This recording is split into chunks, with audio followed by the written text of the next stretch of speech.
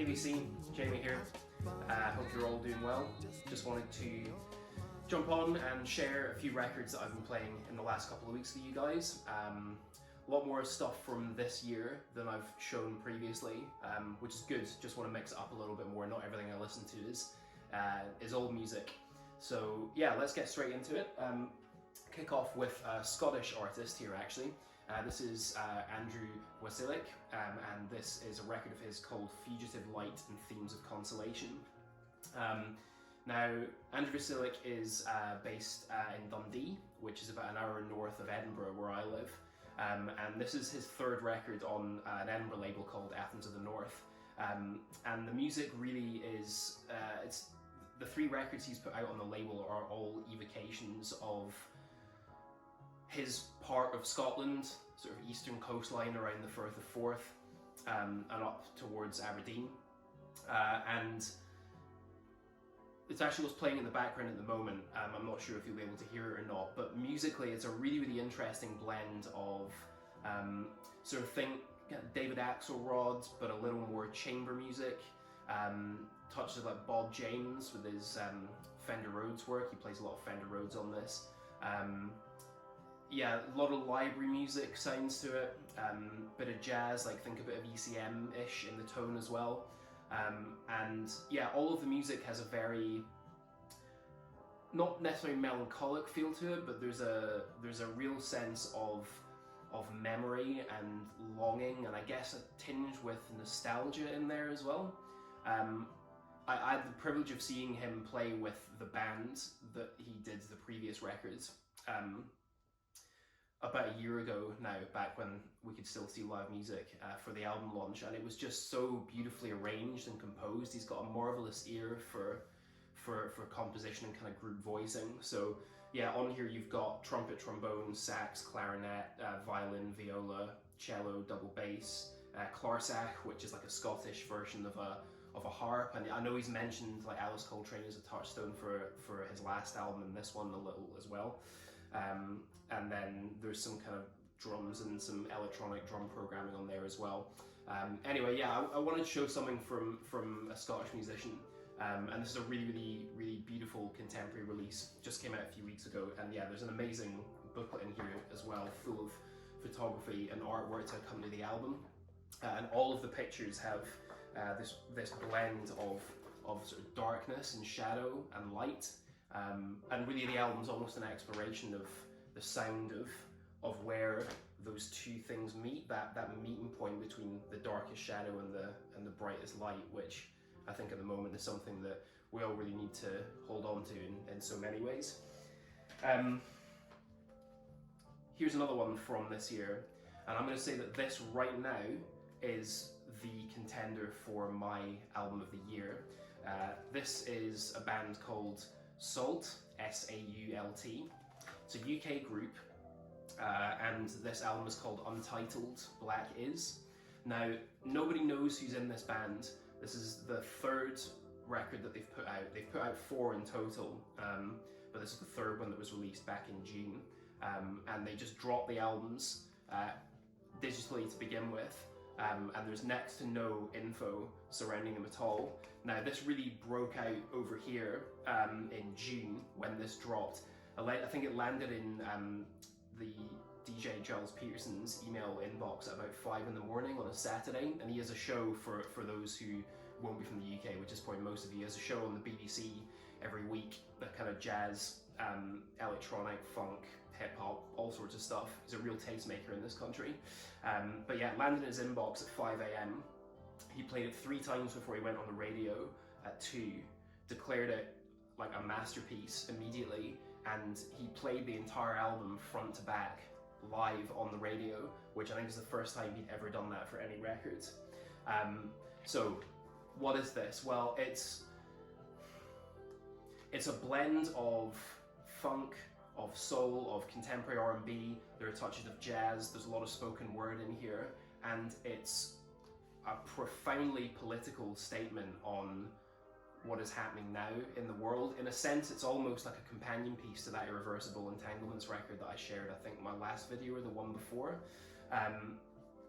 yeah, I mean, you've got pieces on here like Don't Shoot, Guns Down, Black Is, When We Cry, Why We Cry, Why We Die, yeah, Pray Up, Stand Up, and yeah, it's a very, very spiritual album, but it's also an angry album, and yeah, it almost, the flow of it, it feels like a mixtape.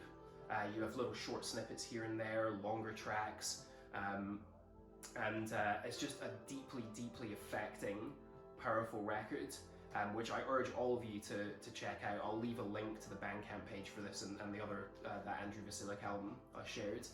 But I think everyone needs to hear it. It's just like really brilliant, exciting, vibrant, engaged music, which is vital at the moment, and it's brilliant. So yeah, Sault, Black Is. So yeah, listening to that kind of led me to pull this out again. This is a record called Black Spirits, and this was put out on a label called Forum in 1973, and Forum was like a subsidiary of Motown, which I think only put out 5 or 6 releases that were predominantly focused around spoken words, around black nationalism. There's a Amiri Baraka album called Nation Time, which is probably the best known record from the label, but they put out, I think, a Stokely Carmichael speeches on one album. There are a couple of others. This really is it's a collection of poetry performances, which are sort of underpinned by congas and drums, sort of segueing between all of the poems. And yeah, on here you've got Amiri Baraka. There's also Stanley Crouch performing a poem of his as well. It's very, very early Stanley Crouch, when he was a real sort of progressive black nationalist firebrand, very different from the Stanley Crouch that perhaps most of us knew in his later years. But yeah, there's just the poetry on here. I'm not even going to try and attempt to describe, but it's just, it feels very timely, a lot of this, sadly, in a lot of ways. The poems on here evoke a lot of what's going on now, but there's a wonderful room sound in here where you really get the sense of the audience and the poets and the musicians all in concert with one another. It's that beautiful call and response that you find with a lot of live music from black musicians that come from that culture particularly. There's a real sense of it being communal rather than that distance of the performer on stage and then the audience who will quietly sit, which is a much more of a Western culture, I think. But anyway, yeah, brilliant poetry on this. Some of it's on YouTube, worth looking up. Yeah, Black Spirits. So there's been a lot of chat about Charles Tolliver recently, and that actually led me to dig out this album. Obviously it's not Charles Tolliver, this is Jothan Callins and his band The Sounds of Togetherness. This record's called Winds of Change. But this to me sounds a little like a Tolliver record, the Music Inc. albums that he put out on Strata East. This has got a similar vibe to that. So yeah, you've got Callins on trumpet, who spent a good deal of his career with Sun Ra, and he played with Olatunji as well. But then also on here you've got Joe Bonner, great Joe Bonner on piano, Norman Connors on drums, Roland Duval on congas, and the one and only Cecil McBee on bass. And yeah, it's 4 tracks, 4 sort of extended modal tracks. In a sense, it's almost like a fusion of those Charles Tolliver Music Inc. records and Pharoah Sanders Impulse albums in the sort of early to mid 70s, which isn't a massive surprise given I think everybody who appears with Callins on this is on a few of Sanders records during the same period. But yeah, I mean, Winds of Change is this sort of tumultuous, percussion-driven, Afrocentric piece, with Callins just like singing out front on trumpet in this really, really powerful way. Sons and Daughters of the Sun, Prayer for Love and Peace. All the tracks are great. It's well worth checking out if you can. This also comes with, let's see if I can find it, there's a beautiful booklet in here as well. Here it is. Which just kind of lays out his sort of manifesto for the music and the way in which he feels that music needs to be more sort of politically and culturally engaged, and the sort of talks a lot about the importance of music in educating children, which he speaks really, really passionately on that. You just get a sense, again, as I was touching on with a couple of other records, of there being a real necessity for music to be a communal act, where it's part of a community rather than just performers separate from those who are consuming the art that they make. Some of Horace Tapscott was very, very, very influential in as well, I think. So from Callins, I've been listening to this as well. Pharoah Sanders, Sumun Bukamun Umun, Deaf, Dumb and Blind. This doesn't feature quite the same musicians that were on the Jothan Callins records. On here you've got Woody Shaw, Gary Bartz, Lonnie Liston-Smith, Cecil McBee, Clifford Jarvis. And I think this is maybe one of Sanders' most underrated records of the Impulse period. I don't see this one getting spoken about very much, certainly nowhere near as much as the likes of Karma, which obviously was his kind of breakout record, or Lovin' Us All from 1974, which I think is quite popular too. But this one for me, I think, is it's right up there. You've obviously got the title track, which again is this sort of percussion frenzy where you have the musicians often, when they drop their horns and aren't playing, there's some sort of tambourine shaker bells, and it creates this churning, driving, kind of almost ecstatic atmosphere. But then on the other side, you have the piece "Let Us Go Into the House of the Lord," which Lonnie Liston-Smith has rearranged that old spiritual, and the vibe on that is just so beautiful. It's like it almost sounds like like the last light of a setting sun or something. It's just got this warm, floating glow to it. Almost the entire piece is in rubato. There's no tempo. It's just this sort of rolling, beautiful sounds. And the musicians will all state the melody, but it's stretched right out across the piece, and each of the horn players comes in and makes their statement. But honestly, the whole thing that lifts it to another level is Cecil McBee's bass playing, as is so often the case. But on that piece in particular, he plays a bass solo, bowed bass, and man, that'll just make you cry. It's beautiful, so beautiful. It's an absolute stunner, this. If you've not pulled it out in a while, dig it out again, and if you've not heard it before, look it up. It's a really massively underrated Pharoah Sanders session. And kind of related is Gary Bartz. It's a record of his on Milestone. This is his second album after the record Libra. This is called Another Earth. This features Pharoah Sanders as well. On here too, you've got Charles Tolliver, I think. Yep, Charles Tolliver again. Stanley Cowell, Reggie Workman, and Freddie Waits.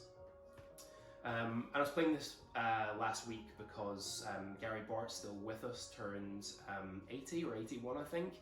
And I think stands as one of the most significant musicians in the music who's still going. I think his influence is really, really, really strong on the sort of contemporary jazz movement at the moment. This is his second record, Another Earth, and the title track is like a side-long piece. I think he said he was inspired by Beethoven when he composed it. The idea that you could have sort of 3, 4, 5 different moods within a single piece, and it is very, it's quite suite-like in that sense. There are 4 or 5 very distinct movements. Sanders doing his usual kind of vocalizing, going notes beyond notes.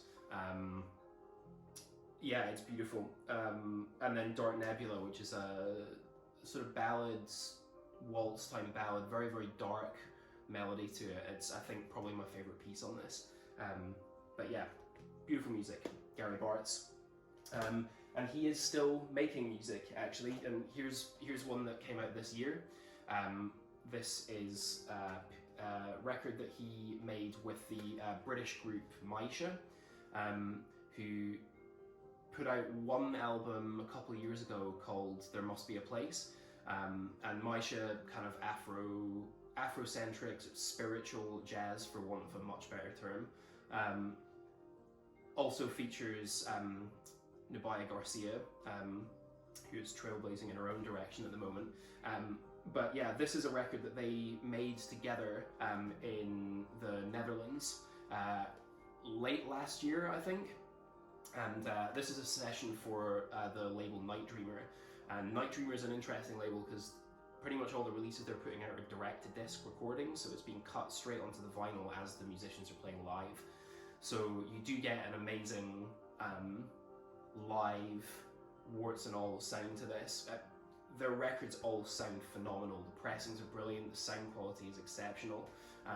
But yeah, it feels like a live gig kind of without the audience. You know, in some ways that it strips a little bit of the.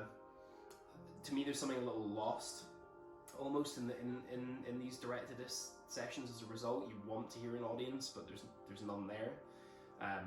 But playing on here is great. They do a couple of covers of Bartz pieces, Uhuru Sasa, Dr. Follows Dance, and a couple of their own compositions as well, of which Latest Dance, which kicks off Site 2, which I think is the one that they've sort of pushed as the single for. There's no singles on this, but you see the point I'm making. Yeah, that's the standout for me, by a mile. Beautiful melody. Yeah, it's a fun record. Not essential, but great playing. It's great that Gary Bartz is still making music. Yeah, finally we'll finish up here with this record. This is the band Cosmic Vibrations, featuring Dwight Trible on vocals. This just came out last week. And this is called Pathways and Passages. Now this is on the Spirit Muse label, which is a UK label who have put out the great Cahill Elzabar Ethnic Heritage Ensemble albums that have been doing the rounds recently. One of which I did send to Sherv as a VCLT a couple of months back. So yeah, this band is the first release they've put out. It was recorded in LA. Yeah, Dwight Trible's vocals, I mean, he really is kind of the spiritual descendant of like Andy Bay or Leon Thomas. His vocal style is very, very similar to that. He's got such a distinctive voice, really, really affecting. And yeah, this is a quite percussive driven, but it's yeah, a blend of sort of spirituals, poetry. There's quite a lot of poetry in what I've been listening to recently, as you might have picked up. And yeah, I mean, if you got on here, kalimba, acoustic bass, congas, tenor sax, drums, percussion, loops, some indigenous percussion. Yeah, it's a very percussion-driven record. But yeah, I mean, how long?